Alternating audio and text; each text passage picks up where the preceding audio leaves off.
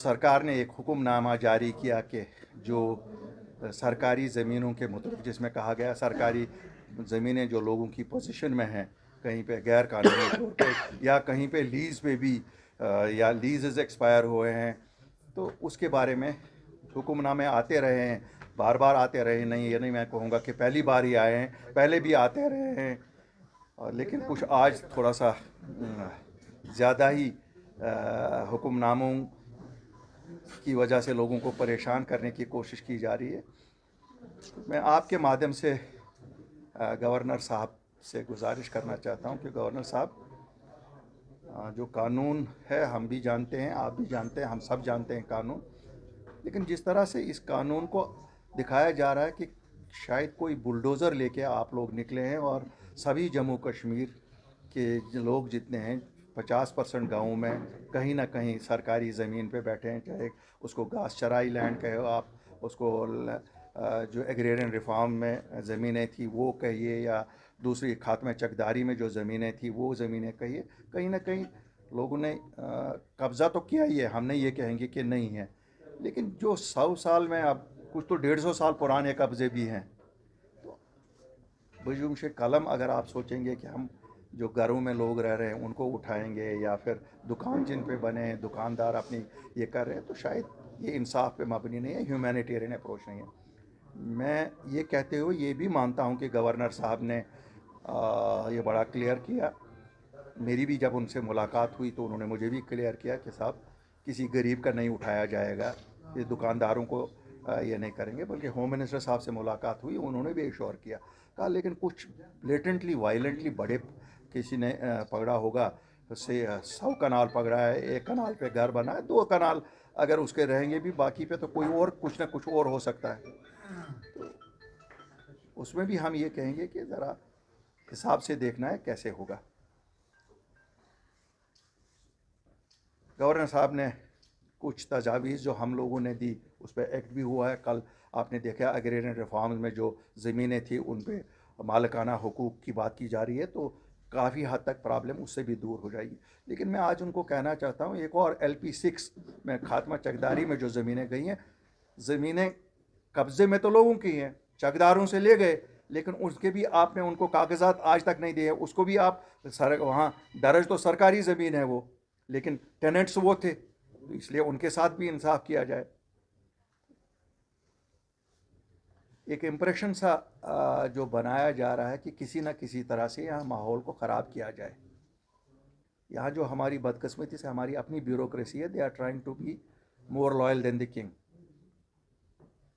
मैं ब्लैंकेटली नहीं कहूँगा कि सभी, लेकिन कुछ अफसरान लोगों को बहुत तंग कर रहे हैं।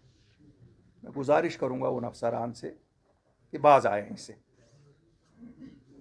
क्यों, ये आम लोग हैं, आम लोगों को हिरासा करना आपका हक नहीं बनता है।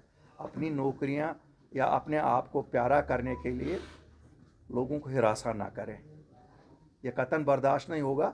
और इसके लिए अगर हमें अफसरों का नाम लेना पड़ेगा, हम उससे भी नहीं कतराएंगे, और फिर ये भी देखेंगे कि एक्शन हो जाएगी। क्यों, इतना पॉलिटिकल सिस्टम अभी ख़त्म नहीं हुआ है। ये ज़रूर है कि पॉलिटिकल सिस्टम इस वक्त ब्यूरोक्रेसी के हाथ में है, लेकिन पॉलिटिशियन होते हैं, और जब पॉलिटिशियन लोगों के लिए निकलते हैं फिर उनको कोई रोक नहीं सकता है। और जब सच बात पे निकले उसमें तो अल्लाह भी साथ होता है। और हमें यकीन है कि अपनी पार्टी ने हमेशा सच बोला है। हम इमोशंस लोगों के भड़काते नहीं हैं, न इमोशनल बातें करते हैं। हमारी रिएक्शन सबसे पहले आई मेरे सीनियर वाइस प्रेसिडेंट ने दी, फिर हम इंडिविजुअली भी मेरे सब साथियों ने दी, लेकिन पर्दे के पीछे काम भी किया। हम खाली बात नहीं करते हैं कि शायद मीडिया शाम को चैनलों में चले या भी अखबारों की सुर्खियां बने। हम ये ज़रूर करते हैं, जैसे हमने जिस वक्त ये था कि 370 उठा, हम वो लोग हैं जिन्होंने गालियां खाई हैं, तोहमतें खाई हैं, वो नाशाइस्ता चीज़ें हमारे बारे में कही गई, लेकिन हम निकले, हमने नौकरियों का तहफ़्फ़ुज़ किया। और शायद मुझे लगता है कि आप सबको मालूम है कि कैसे हमने क्लास 4 क्लास 4 नौकरियां जो रखी गई थी, सब नौकरियां यहाँ के लिए। इसी तरह 95% ज़मीनों का तहफ़्फ़ुज़ का ऑर्डर हमने करवाया। हमें लोग क्रेडिट दे या ना दे, लेकिन अल्लाह के पास उसका ज़रूर क्रेडिट है। और इसी तरह से जब जब यहाँ कंट्रोवर्सियाँ उठाई गई, चाहे वो 25 लाख वोटरों की उठाई गई, आपको याद होगा, आप लोगों के साथ ही मैंने बात की कि नहीं साहब ये सही नहीं है, और वही साबित हुआ। आज भी अल्ताफ़ बुखारी आपको और लोगों को ये कहना चाहता है, जहाँ पर आपके साथ कोई ज़्यादती कर रहा है, किसी के घर को उठाने की कोशिश की जा रही है, कोई गरीब कम्प्लेक्स कहीं बना है, 40 दुकानदार हैं, उनके साथ कर रहा है, मैंने कहीं पर मेरी नोटिस में आया है। अब इस मीडिया पे इतना भरोसा उठ गया है कि मैंने भी कल अपनी आंखों से देखा सोशल मीडिया पे मकान एक गिर रहा है। अब मैं भी ये कोट नहीं कर पा रहा हूँ सच है वो कि फेक है, ऑनेस्टली पता नहीं। मदद करिए, जो सच आप ही जो आपकी नज़र में आ जाए हमें बताइए। क्यों? सच के लिए तो आवाज़ उठानी है ना, जुल्म नहीं ना करने देंगे। ऐसे इतने जम्मू कश्मीर के लोग अभी यतीम नहीं हुए हैं कि ये उठाए, लेकिन झूठ को हम साथ भी नहीं देंगे। जिसने जो झूठ कहेगा, तो ऐसा इसीलिए मैंने आज आपको यहाँ तकलीफ़ दी थी कि आपके माध्यम से हम ये कहना चाहते हैं लोगों को कि कोई हिरासान परेशान होने की ज़रूरत नहीं है। जहाँ किसी को पैसा ना दीजिए। कोई अगर अफसर कहेगा पैसा दे दो हम बचाएंगे, कोई मुलाजिम आएगा आपका बचाएंगे, देखिए ये बिल्कुल ना करिए। आम इंसानों लोगों के घरों को कोई नहीं हाथ लगाएगा, और अगर कोई कहीं पे किसी दुकानदार के दुकान पे नहीं, बाकी बड़े बड़े हो सकते हैं कुछ। मैं ये भी बताऊंगा आपको, ये नहीं हो मुमकिन ही नहीं है कि यहाँ जो होटल बने हैं तो फिर उनको वहाँ से निकाला जाएगा। ठीक है, पैसा शायद उनको देना पड़ेगा, और क्यों नहीं देंगे?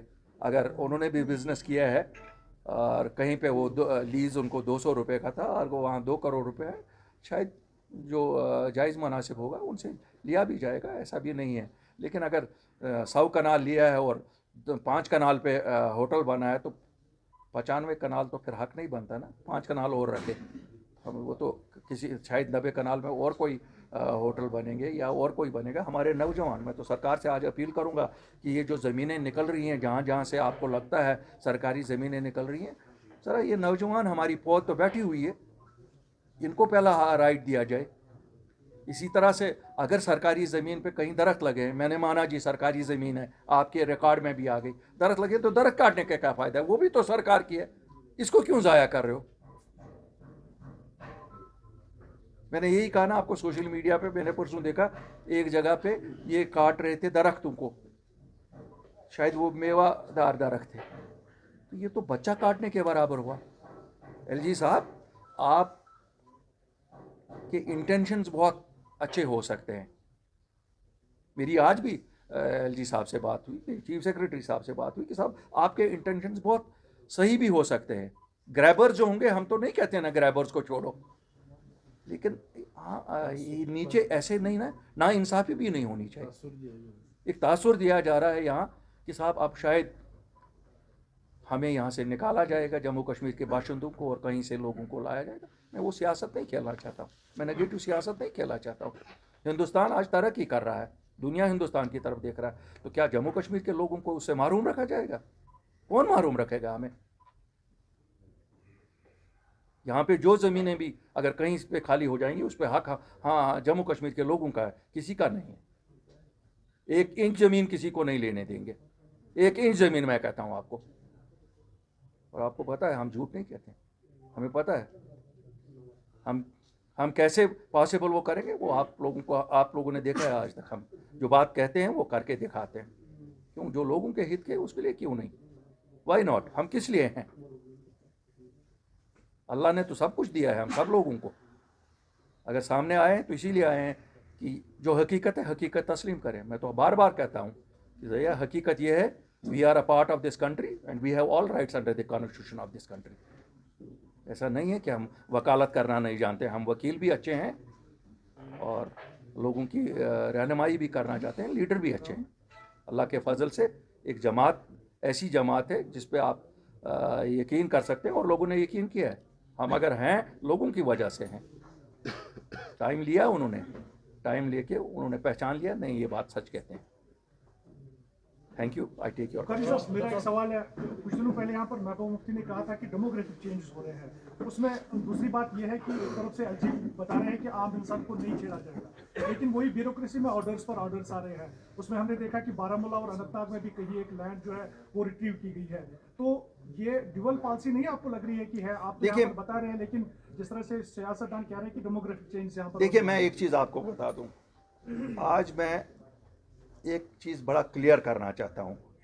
अपनी पार्टी का वजूद ही इसीलिए आया था कि जम्मू कश्मीर की डेमोग्राफी के साथ कोई छेड़े नहीं। जम्मू कश्मीर की ज़मीनों पे जम्मू कश्मीर के वासियों का हक है, जम्मू कश्मीर की नौकरियों पे जम्मू कश्मीर का हक है, और स्टेटहुड ऑफ कोर्स। हम बेसिकली इसी पे आए। बड़े दिनों आप लोगों ने हमसे पूछा 370, हमने कहा सुप्रीम कोर्ट में, और वही अब अल्लाह के फजल से सब वो कहते हैं जो उस दिन चलाते थे, हम लाएंगे, हमें डीडीसी इलेक्शन में वोट करो, या हमें ये करो वो करो, वो सब भी जो नारे ही थे अपनी तरफ। क्यों? उनको एक गलाजत लगी हुई थी, उनकी उन्होंने वो गलाजत धोने की कोशिश की, धुल भी गई थोड़ी सी। क्यों?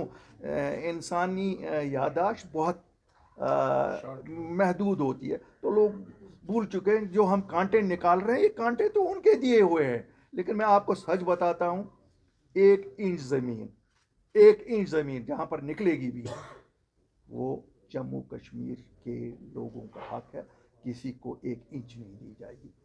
हमारे बच्चे कहीं स्पोर्ट्स स्टेडियम बनेगा उनके लिए, कहीं पे उनके लिए क्यों नहीं? वो इंडस्ट्री नहीं खोल सकते क्या? बाहर के यहाँ खोलेंगे? हमारे बच्चों में वो हुनर है। हम होटल बना सकते हैं, रेस्टोरेंट्स बना सकते हैं, ऐसी बात नहीं है। वो तो हो गया ना इमोशन। देखिए, यहाँ बहुत आसान है, ये बहुत आसान है कि मैं भी नारा यहाँ लगाऊं, जनाब पूरे हिंदुस्तान से लोगों को लाया जा रहा है यहाँ बसाने के लिए। एक आदमी को नहीं यहाँ कोई लाएगा, न बसने की कोई इजाज़त। आप छोड़िए ना यहाँ की बात, कठुआ वाले से पूछिए। मैं आपको बताऊंगा, कठुआ में इस वक्त अगर कोई पार्टी अच्छी लेवल पे चल रही है, अपनी पार्टी चल रही है, जो एंट्री पॉइंट है यहाँ का, वहाँ के लोगों के भी जज्बात बिल्कुल ऐसे ही हैं जैसे कश्मीर के लोगों को, कि 1 इंच ज़मीन किसी को बाहर वाले को नहीं देंगे। कैसे हो सकता है? हम एक और कश्मीर वाले एक हैं इसमें, कि हमारी ज़मीनें, हमारी नौकरियां, हमारी स्टेट, हमारे वसाइल, ये हमारे हैं। हम किसी को इस पे नहीं सेल्फ करेक्टेड। ऐसा कोई ऑर्डर नहीं है कि कोई भी बाहर वाला यहाँ ज़मीन खरीद सकता है, मकान बना सकता है, मकान बना सकता है, ऐसा कोई नहीं। I know the Land Grants Act, new Land Grants Act also. सुनिए, आप, मैं बताता हूँ, I know the Land Grants Act। कहीं पे भी रेजिडेंशियल के लिए किसी को इजाज़त नहीं है, किसी को भी नहीं इजाज़त है। बिल्कुल यही मैंने कहा ना, you have also got carried away by statements of politicians। के बाद जो स्पेशल स्टेटस जम्मू कश्मीर के लोगों को था, और जो चीज़ें थी कि बाहर का यहाँ पे नहीं खरीद सकता, वो ख़त्म हो गई। तो अब बाहर का कोई भी इंसान, बाहर की किसी स्टेट का रहने वाला यहाँ क्यों नहीं खरीद सकता है? मेरे भाई, अपने आप को अपडेट करिए। 88% एग्रीकल्चरल लैंड है यहाँ, 88%। There is a clear government order which we got issued कि agricultural land can not be sold to non domiciles. ठीक है साहब? 7% यहाँ जंगलात हैं, 87 एंड 7 इज़ 95।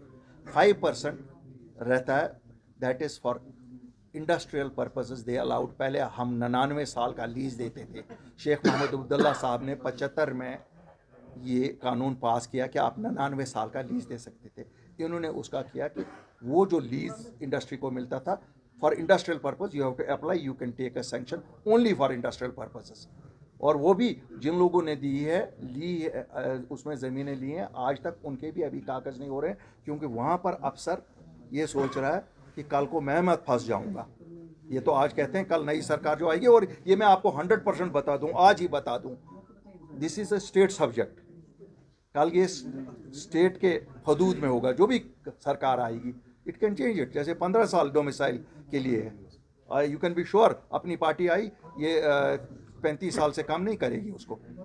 इसी तरह से ज़मीनों का ये जो है, शायद हो सकता है उस वक्त हम इसको वापस कर दें कि नहीं साहब, खाली लीज। जो इसलिए बीजेपी कह रही है देश में लोगों को कि आप कश्मीर में जा सकते हो, आप वहाँ पे जमीन वो क्या, वो सियासी पार्टी नहीं है? वो आप क्या गलत कह रही है। नहीं नहीं, आपको लगता है कि बीजेपी कोई सियासी पार्टी नहीं है? ये तो दे आर पॉलिटिशियंस। वो भी जिस तरह हमारे लोग यहाँ कहते हैं यहाँ बाहर वालों को बसाने ला रहे हैं ईद कर, वो भी सियासत अपनी खेलते हैं। सवाल है, आर दे मिसलीडिंग कंट्री में? मैं कहता हूँ सियासी जमातों का काम ही अपने वोट बैंक्स को, वो भी अपने वोट बैंक को कहती है, वो भी अपने वोट, मैं उनकी सर्टिफिकेट देने के लिए थोड़ा यहाँ हूँ। सर मेरे एक दो सवाल है आपसे। पहला ये कि यूजुअली हम देखते हैं जब भी आप अपनी पार्टी का या अनसर्टेनिटी हुई, it is because of 1987 election जिसके आप एलिजिबल करेक्ट रेगिंग हुई। आपकी चूंकि प्राइम मिनिस्टर हाउस में, होम मिनिस्टर हाउस में काफी अच्छी एक्सेस है, बाकियों की भी और आपकी भी, क्या आपने वहां इस चीज को एड्रेस किया? एक दूसरा सवाल ये है कि इलेक्शन कमीशन इंडिया की तरफ से रिसेंटली स्टेटमेंट आया कि यहाँ इलेक्शन फिलहाल नहीं होंगे। उसके दो फैक्टर, एक तो उन्होंने सिक्योरिटी, दूसरा वेदर बताया, साथ में उन्होंने जिक्र किया कि कुछ और फैक्टर्स हो सकते हैं। लेकिन यहाँ की कुछ पॉलिटिकल पार्टी उस स्टेटमेंट को कहते हैं कि इलेक्शन कमीशन बीजेपी का टूल है। तीसरा सवाल मेरा, जब आपने फूका परे के बेटे को जब आपने पार्टी में ज्वाइन करवाया तो उसके बाद हमने देखा कि काफी पॉलिटिकल पार्टी ने रिएक्शन दिए कि अल्ताफ साहब फिर से इकबाल को रिवाइव करना चाहते हैं। Please your take on. मैं पहले इसी सवाल का जवाब दूंगा।